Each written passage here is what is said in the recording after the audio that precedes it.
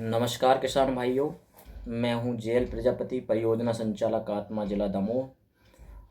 किसान भाइयों, मैं आज की बात हमारी टैगलाइन जो है उससे प्रारंभ करना चाहूँगा कि खेती करो ऐसी कि सभी किसान बंधु करना चाहें आपके जैसी। किसान बंधुओं, आज मैं अश्वगंधा की खेती के बारे में आप लोगों को जानकारी देना चाहता हूँ। किसान भाइयों, हमने जो है दमोह ज़िले में अश्वगंधा को आत्मा योजना अंतर्गत नवाचार के रूप में लिया है और हमने लगभग 100 किसानों को निःशुल्क में जो है अश्वगंधा का बीज वितरित किया है। और हम लोगों ने किसान भाइयों को 2 बार प्रशिक्षण भी दिया है। एक बार भौतिक रूप से कृषि विज्ञान केंद्र में जो है प्रशिक्षण दिया है, और वैसे तो हमारा 3 बार प्रशिक्षण हो गया है। एक बार हम लोगों ने जो है वेबिनार के माध्यम से प्रशिक्षण सबसे पहले किया था, जिसमें लगभग 100 लोग जुड़े थे। फिर दूसरी बार हमने कृषि विज्ञान केंद्र में अश्वगंधा का भौतिक रूप से प्रशिक्षण दिया।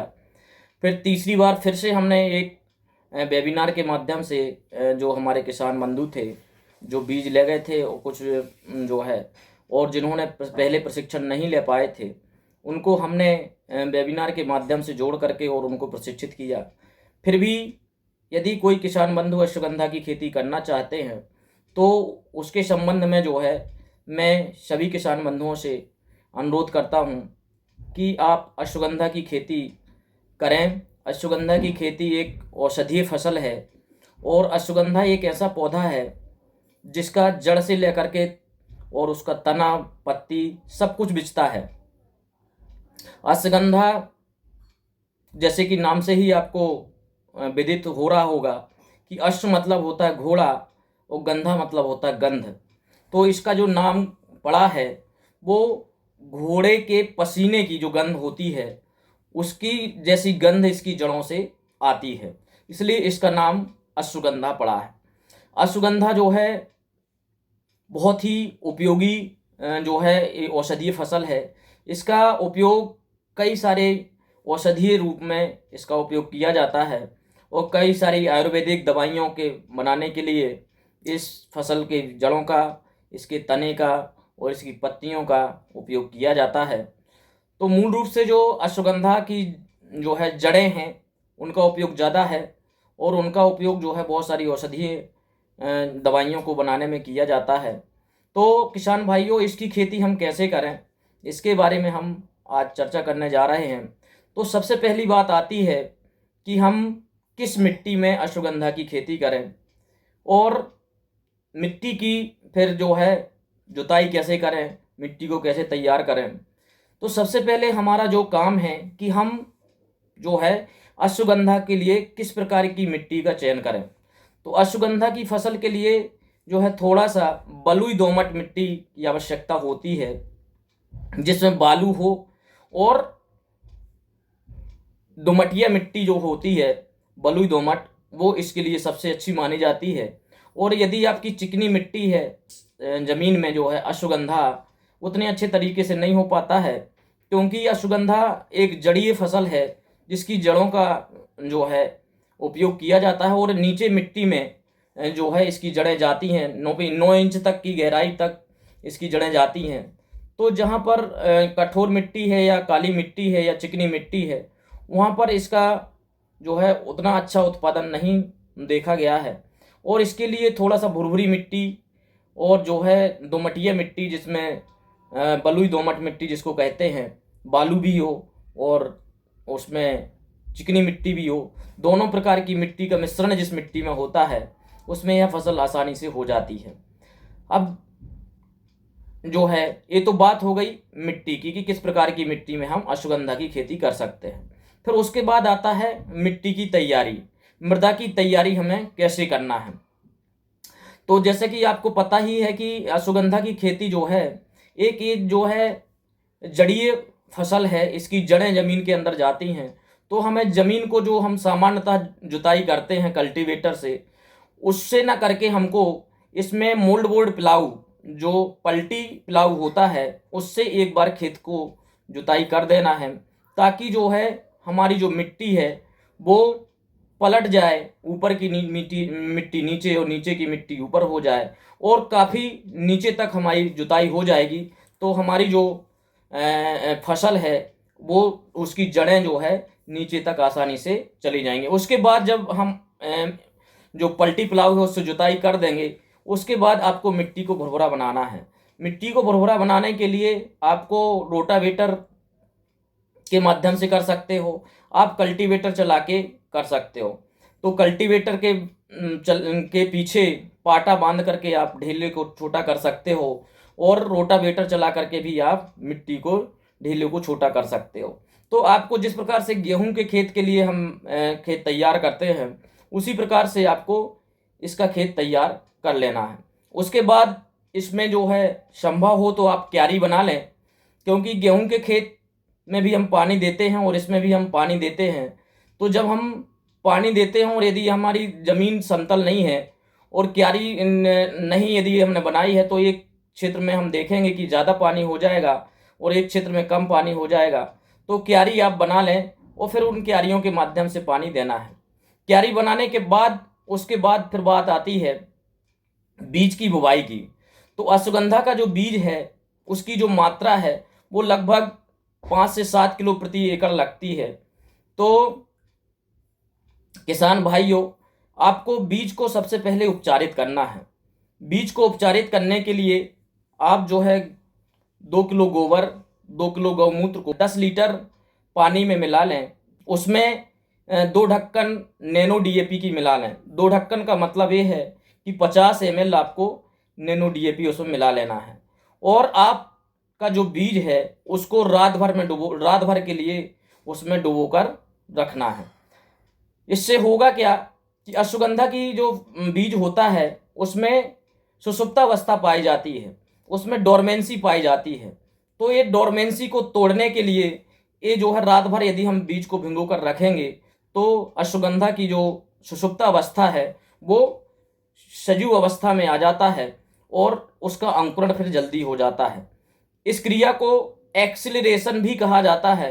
जिस प्रकार से हम जानते हैं कि जब मोटरसाइकिल हम चलाते हैं तो उसमें एक्सीलेटर को बढ़ाते हैं तो इस स्पीड क्या हो जाती है, ज़्यादा हो जाती है। इसी प्रकार से जब बीज में हम एक क्रिया करते हैं अश्वगंधा के, तो इसके अंकुरण की स्पीड क्या हो जाती है, ज़्यादा हो जाती है और हमारा अश्वगंधा का बीज जल्दी उग आता है।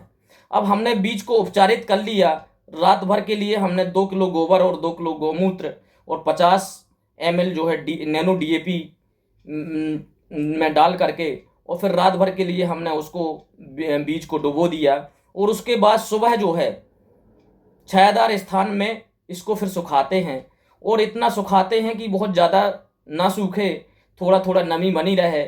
उसके बाद इस अश्वगंधा के बीज को जो है गोबर की खाद या डीएपी या रेत के साथ मिला करके आप खेत में बराबर छिड़काव कर दें।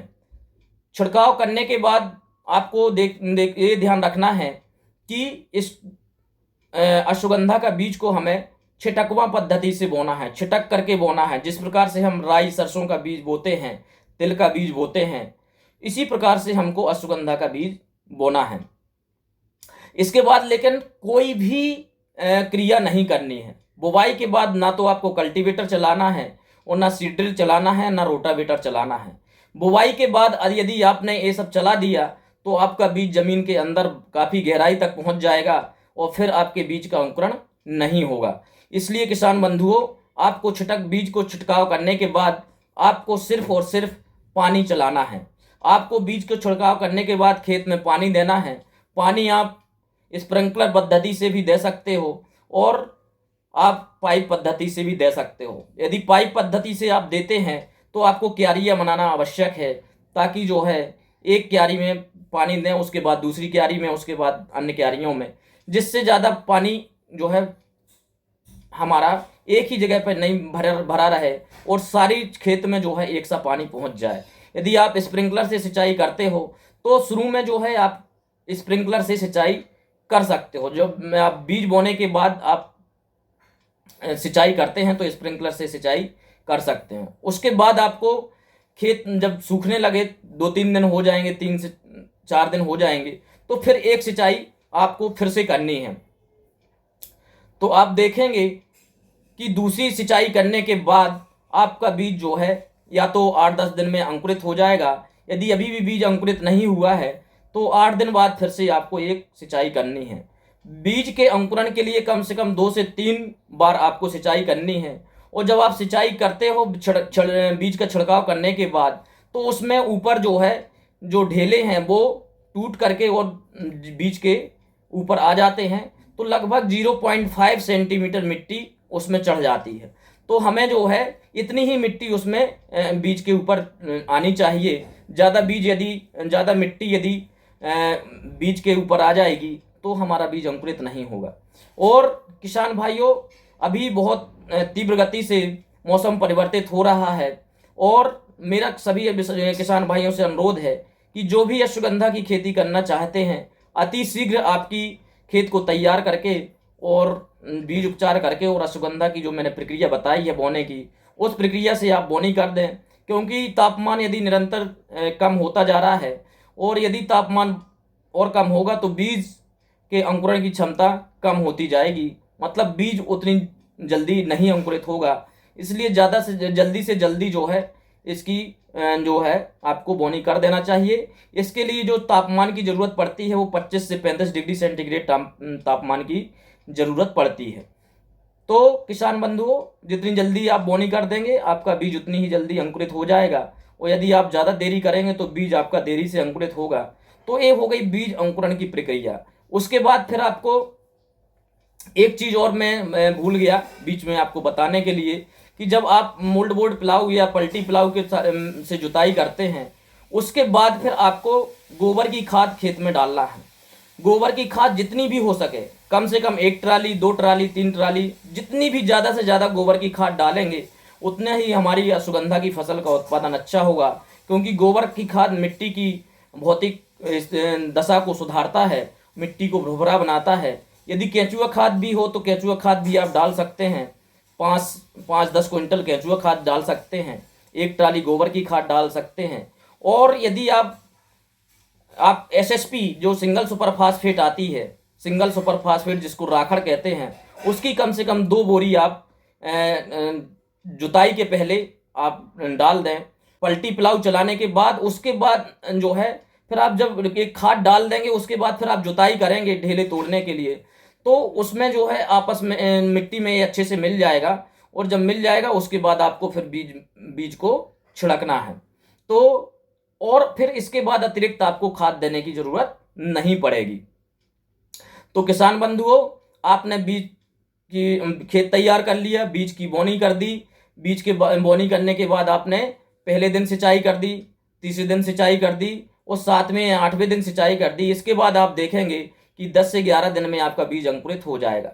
इसके बाद आपको जो है सिंचाई करना है। कब करना है सिंचाई? आपको जो है कम से कम 25 से 30 दिन बाद फिर से सिंचाई करनी है। और इसके बाद फिर 45 से 50 दिन बाद और उसके बाद फिर 80 से 85 दिन बाद आपको सिंचाई करनी है।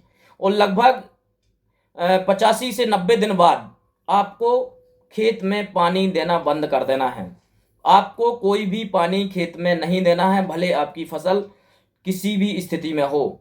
आपको 85 से 90 दिन बाद खेत में पानी नहीं देना है, पानी रोक देना है। उसके बाद आप देखेंगे कि 135 से 140 दिन बाद आपकी फसल में जो है आप एक पेड़ को उखाड़ेंगे तो देखेंगे कि आपकी उसमें जड़ें पर्याप्त मात्रा में आ गई हैं और फल भी आ गए हैं। और फल जब भूरे रंग के दिखाई देने लगें तो आप समझिए कि आपकी फसल अब उखाड़ने के लिए या हार्वेस्ट करने के लिए तैयार है। उसके बाद आपको क्या करना है, 140 दिन की जब फसल हो जाए, 135 दिन की फसल हो जाए और जब उसके फल थोड़ा सा पीले पड़ने लगे या भूरे पड़ने लगे, उसके बाद आपको जो है खेत में पानी पिलाना है। खेत में पानी पिलाना है, वो इतनी गहराई तक पानी पिलाना है कि जो है 9 इंच तक कम से कम पानी जाना चाहिए।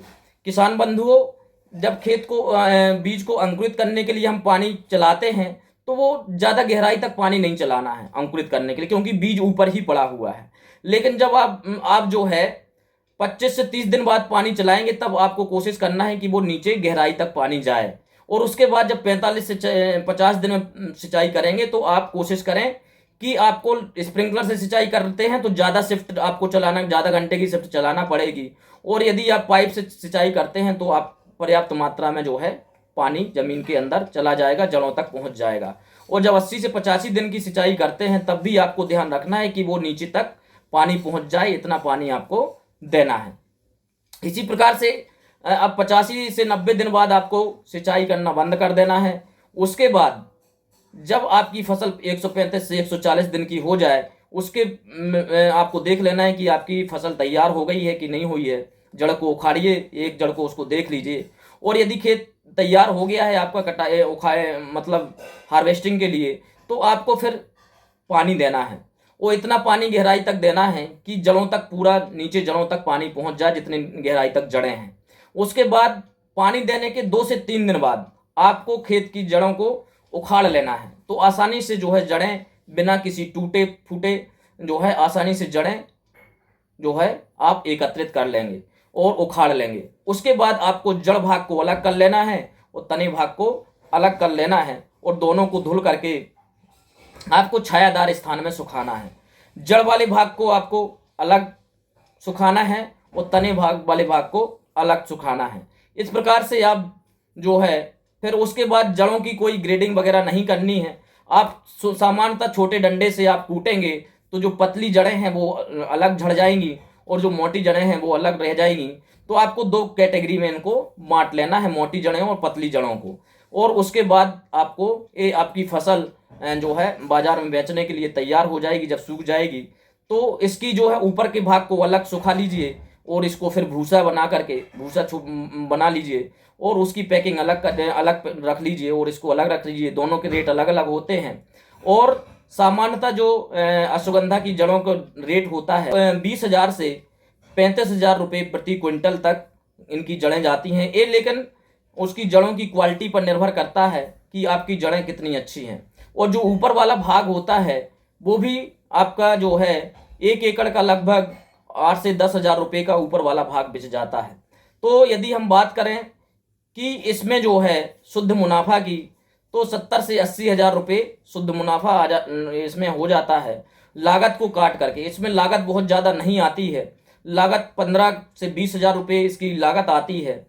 तो लागत को काट करके अश्वगंधा की खेती करके 70 से 80,000 रुपये प्रति एकड़ के हिसाब से किसान बंधु इससे लाभ कमा सकते हैं। तो हमारे बुंदेलखंड की जलवायु और बुंदेलखंड की मिट्टी हमारी इस अश्वगंधा की फसल के लिए अच्छी मानी गई है। वो आयुष विभाग द्वारा भी इसको जो है यहाँ के लिए अनुशंसित किया गया है।